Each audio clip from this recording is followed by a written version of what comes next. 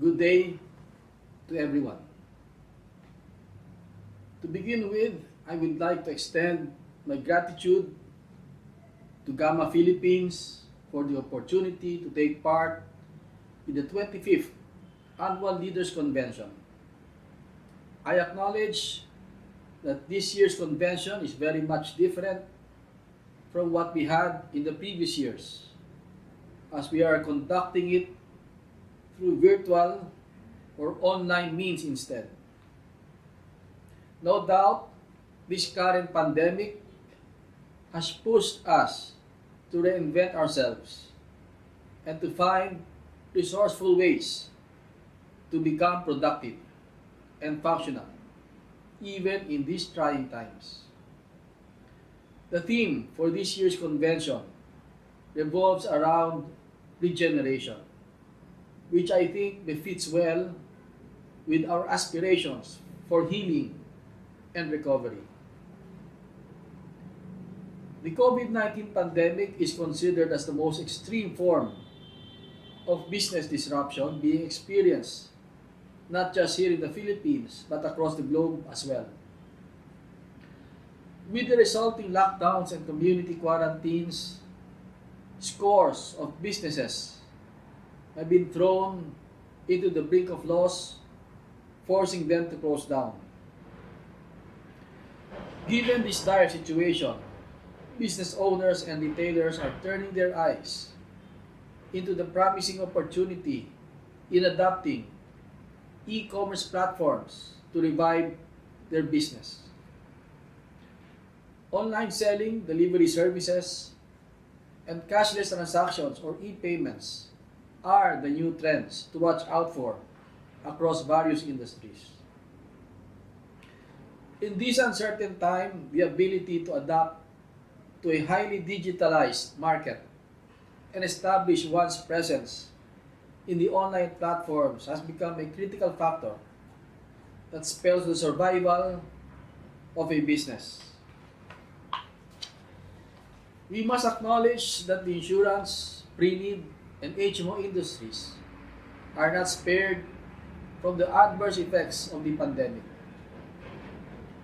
With the current health crisis, digitization in the insurance industry is no longer an option, but a must-have in order to keep the operations going. Launching digital presence, processing online transactions, and working remotely have become necessities for every insurance and financial service company. Indeed, the COVID-19 pandemic has been a catalyst for the accelerated digitization in the insurance industry. Citing the report published by a global law firm, Mayer Brown, the COVID-19 crisis has fueled certain trends that have been developing in the insurance industry over the past years. These trends include the online self-directed purchases of insurance policies through digital platforms, the expanded use of electronic delivery of documents, increased data collection and analytics, and the adoption of paperless transactions. Are these trends happening now in our local insurance industry? The answer is yes.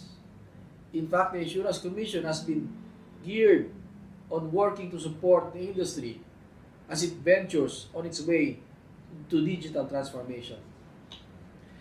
With the ongoing quarantine and social distancing measures, the sale of insurance products on a face-to-face basis would be impracticable.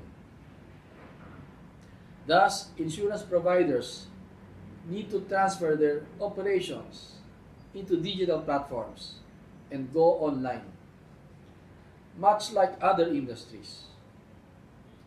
As an answer to this need, the Insurance Commission has allowed the insurance companies to sell their existing products through the use of ICT and other technologies that support remote communication. These selling initiatives can be carried out even without prior approval from the Commission, provided that the companies must register the initiatives by submitting necessary documents. The Commission extends the online selling of insurance products until the end of this year.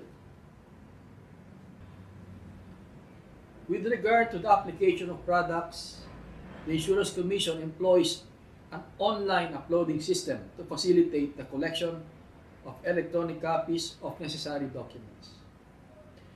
This will quicken the approval of products and other related requests. The adoption of digital payment schemes is also a trend that offers great advantage and benefit during this time of pandemic. Digital payments will help those who are still under strict quarantine protocols and could not process their transactions in person. It also allows for a fast and safe way of transacting business as it minimizes people's exposure to the threats of the virus. Thus, the Commission encourages the use of digital payments in transactions involving purchase of insurance, pre-need, and HMO products. As a response to the industry's continued reliance on the use of technology, the Commission promulgated a set of guidelines on the adoption of a regulatory sandbox framework, which will provide the controlled environment needed for the small-scale and live testing of insurtech innovations. This would give us a better understanding of the opportunities and risks in utilizing these innovations, and will further expedite the approval of relevant products. The Commission trusts that the adoption of various insurtech innovations would help the industry to move forward despite the adverse effects of the pandemic. Along with these technological innovations, the Insurance Commission also recognizes the important role of our agents in keeping the industry alive. The suspension of all agents' qualifying examinations following the implementation of community quarantine protocols is another issue we have to tackle. As a remedy to this, the Commission opted to issue temporary license to the qualifying applicants who were unable to take the examinations. Such temporary license is valid until the end of this year. Individuals issued with these temporary licenses shall operate under the supervision of a duly licensed agents, and transactions they make must be properly documented. Another thing that this pandemic has made us realize is the importance of health insurance coverage. The pandemic has amplified our concerns regarding our health and wellness, as the severity of this disease is tied with the existing medical conditions.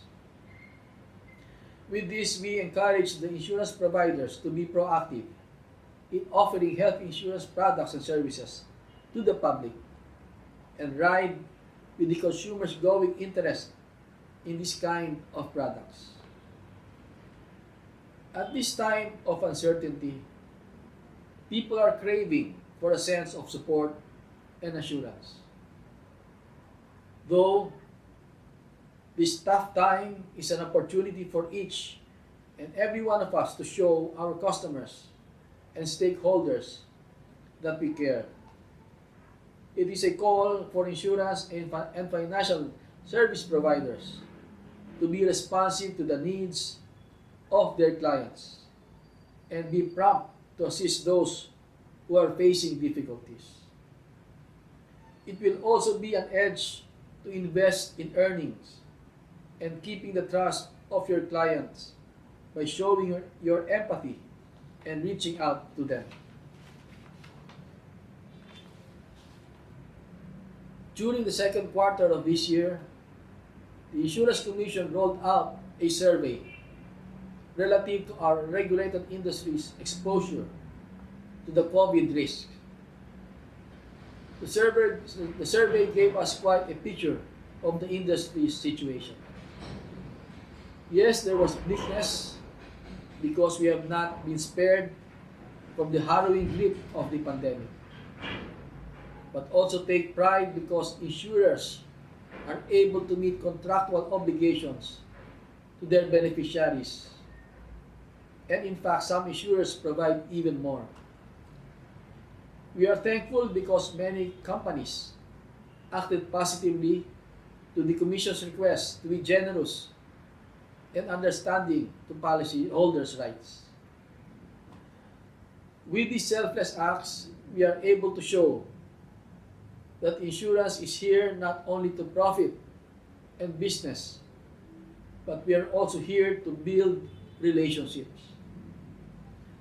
As the pandemic continues to change the landscape on which we operate, it has been imperative for the insurance and financial service industry to be adaptable, dependable, and responsive in order to keep the industry's vitality and resilience.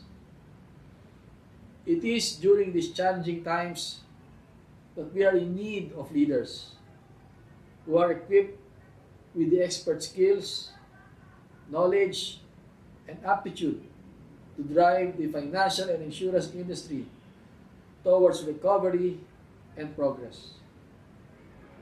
As our battle against COVID-19 continues, so does the Commission's efforts in making sure that the industry will remain in good shape.